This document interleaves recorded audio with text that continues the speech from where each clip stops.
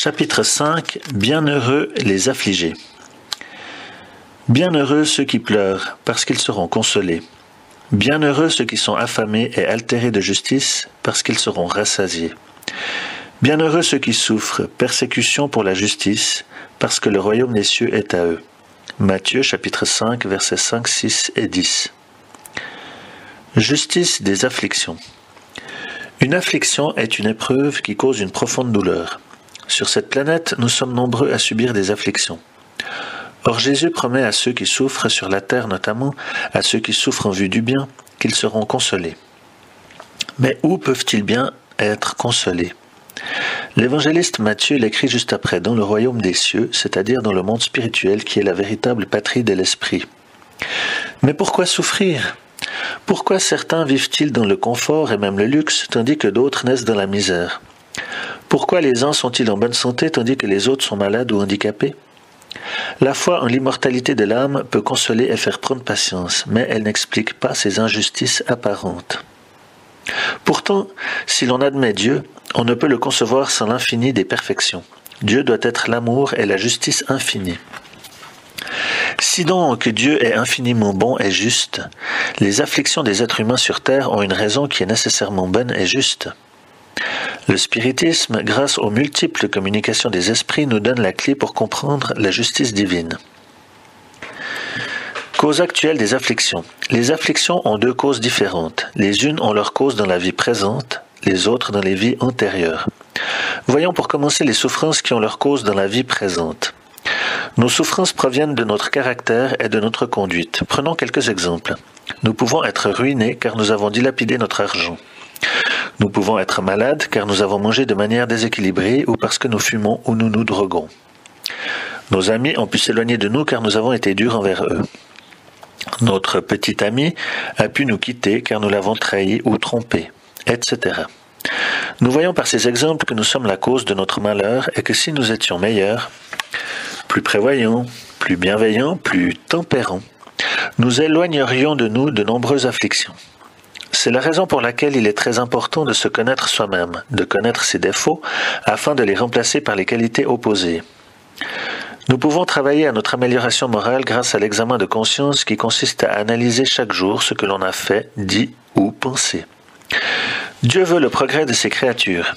Il nous a créés simples et ignorants, et il nous permet d'acquérir peu à peu toutes les vertus, jusqu'à devenir des êtres de lumière et de goûter au véritable bonheur. C'est pourquoi nous sommes punis par la souffrance dès que nous nous éloignons du chemin de l'amour et du bien. Chaque action, bonne ou mauvaise, a sa conséquence. Ainsi, nous apprenons à nous améliorer. Si nous ne souffrions pas, nous commettrions des fautes sans vouloir les corriger. Mais il est parfois trop tard. L'être humain a commis des fautes et meurt. Dieu, qui est toute justice et toute bonté, permet alors à l'esprit repentant, c'est-à-dire qui regrette ses fautes, de recommencer une nouvelle existence terrestre pour mieux faire. Cause antérieure des afflictions. Il existe des afflictions que l'on ne peut ni prévoir ni éviter, comme par exemple certains accidents, des maladies de naissance telles que le handicap, les morts prématurées, les fléaux naturels comme les tremblements de terre, les tsunamis, etc. Comment concilier ces afflictions avec la bonté de Dieu si l'on considère qu'il n'y a qu'une seule existence? Le spiritisme apporte un éclairage supplémentaire. Dieu est nécessairement l'infini des perfections et par voie de conséquence, il est l'infinie justice et l'infinie bonté. Si donc, dans cette existence, nous sommes punis sans avoir fait le mal, c'est que le mal a été fait dans une existence précédente. Dieu ne laisse impunie aucune de nos mauvaises actions, car, comme il a été dit plus haut, il veut que nous acquérions toutes les qualités. Celui qui fait le mal dans une existence n'échappera pas aux conséquences de ses fautes. Il expiera dans une existence suivante afin de comprendre par l'expérience le mal qu'il a fait pour ne plus le reproduire et par là se purifier. Ainsi, l'être humain endure ce qu'il a fait endurer aux autres. S'il a été dur et inhumain, il pourra à son tour être traité durement et avec inhumanité. S'il a été orgueilleux, il pourra naître dans une condition humiliante. S'il a été avare, égoïste ou s'il a fait mauvais usage de sa fortune, il pourra être privé du nécessaire, etc. La terre est un monde inférieur, dans lequel le mal domine encore sur le bien. C'est pourquoi il y a tant d'afflictions. Quand les esprits se sont épurés, c'est-à-dire quand ils se sont rendus plus purs, en enlevant leurs imperfections, ils quittent la Terre pour des planètes plus évoluées. Il ne tient qu'à nous de faire progresser notre monde ou d'aller sur un monde meilleur. Dieu impose des expiations à certains esprits révoltés, mais elles sont librement choisies par les esprits repentants qui regrettent sincèrement leurs fautes et qui veulent les effacer. Toutefois, nos souffrances ne sont pas des expiations, c'est-à-dire qu'elles ne sont pas causées par des fautes antérieures. Elles peuvent être choisies comme épreuves qui permettent à l'esprit d'acquérir de nouvelles qualités et ainsi de s'élever. Par exemple, un esprit peut choisir une vie assez pauvre pour se détacher des choses matérielles et se rapprocher de Dieu. Pour résumer, les expiations effacent les fautes et purifient l'esprit. Les épreuves le font grandir. Elles ont une raison d'être. Celui qui souffre beaucoup doit se dire qu'il avait beaucoup à expier et se réjouir d'effacer ses erreurs passées. Il rentrera plus pur dans le monde spirituel et sera donc plus heureux. Oubli du passé. Nous pourrions penser, mais je ne me souviens pas de ce que j'ai fait en mal dans mes existences antérieures, donc comment corriger ce mal? En effet, nous avons oublié le passé. Pourquoi cela? Rappelons-nous que nous sommes encore des esprits imparfaits incarnés sur un monde inférieur.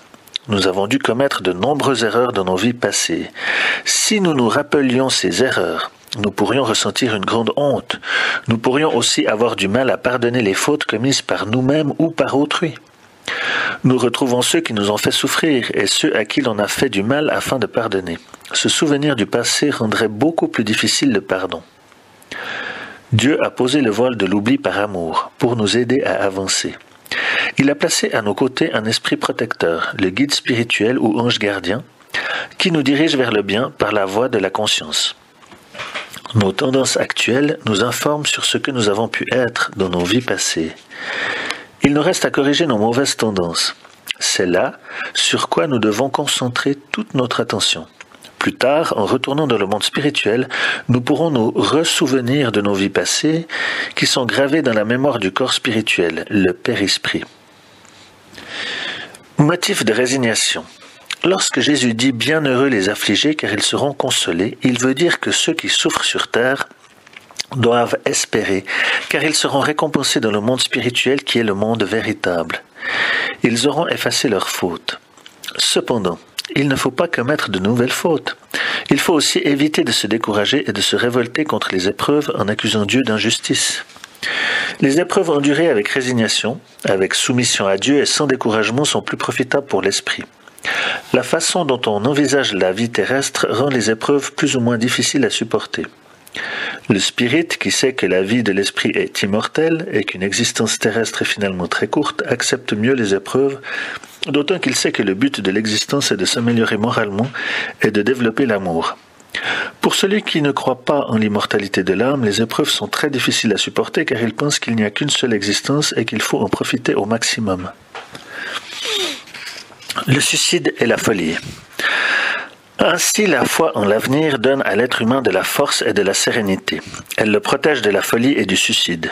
Le suicide est malheureusement très répandu sur Terre. Celui qui se suicide est toujours malheureux et a perdu l'espoir. Il ne voit pas de terme à ses souffrances. N'espérant rien, ne croyant pas véritablement à l'immortalité de l'âme, il se tue. Les communications médiumniques des esprits qui se sont suicidés témoignent de leurs regrets.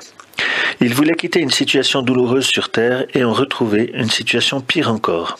Le suicide est une infraction à la loi divine.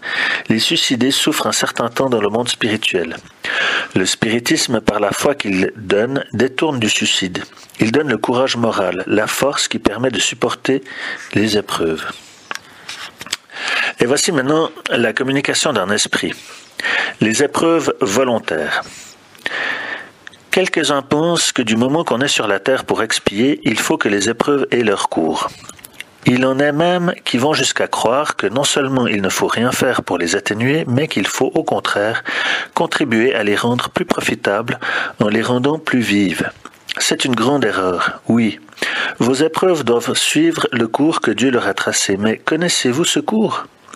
Savez-vous jusqu'à quel point elles doivent aller? Et si votre Père miséricordieux n'a pas dit à la souffrance de tel ou tel de vos frères, tu n'iras pas plus loin?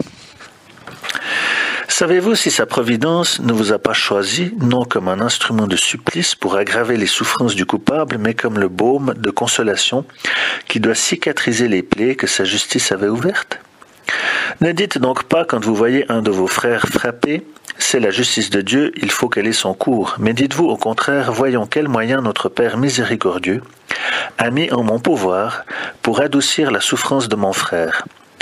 Voyons si mes consolations morales, mon appui matériel, mes conseils ne pourront pas l'aider à franchir cette épreuve avec plus de force, de patience et de résignation.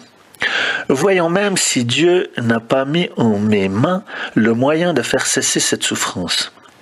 S'il ne m'a pas été donné à moi comme épreuve aussi, comme expiation peut-être, d'arrêter le mal et de le remplacer par la paix. Aidez-vous donc toujours dans vos épreuves respectives et ne vous regardez jamais comme des instruments de torture. Cette pensée doit révolter tout homme de cœur, tout spirit surtout. Car le spirit, mieux que tout autre, doit comprendre l'étendue infinie de la bonté de Dieu. Le spirit doit penser que sa vie entière doit être un acte d'amour et de dévouement, que quoi qu'il fasse pour contrecarrer les décisions du Seigneur, sa justice aura son cours. Il peut donc sans crainte faire tous ses efforts pour adoucir l'amertume de l'expiation, mais c'est Dieu seul qui peut l'arrêter ou la prolonger selon qu'il le juge à propos. N'y aurait-il pas un bien grand orgueil de la part de l'homme de se croire le droit de retourner, pour ainsi dire, l'arme dans la plaie, d'augmenter la dose de poison dans la poitrine de celui qui souffre, sous prétexte que telle est son expiation? Oh, regardez-vous, toujours comme un instrument choisi pour la faire cesser. Résumons-nous ici, vous êtes tous sur la terre pour expier. Mais tous, sans exception, devez faire tous vos efforts pour adoucir l'expiation de vos frères selon la loi d'amour et de charité. Bernardin, Esprit protecteur, Bordeaux, 1863.